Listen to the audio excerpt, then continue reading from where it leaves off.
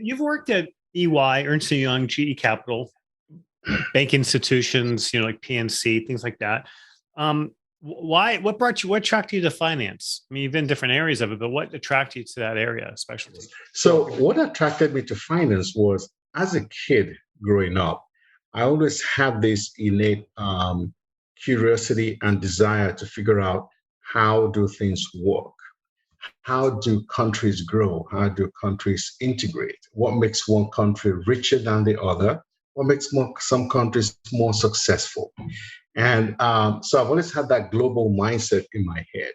And I naturally gravitated towards the field of economics, monetary policy, and overall world economy, and also international trade.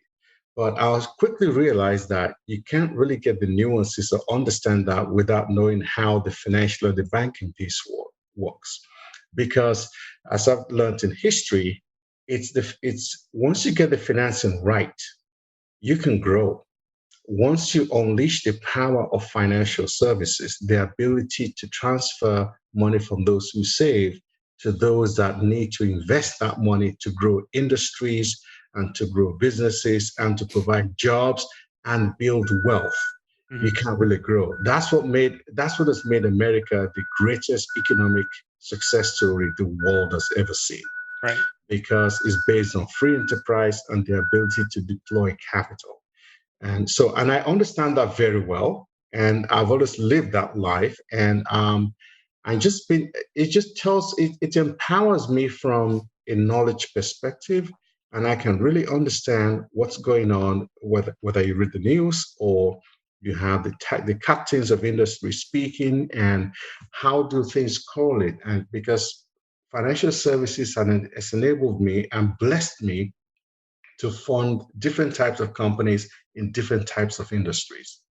So all the hydraulics and logistics are what makes countries tick. And you latch on the historical perspective.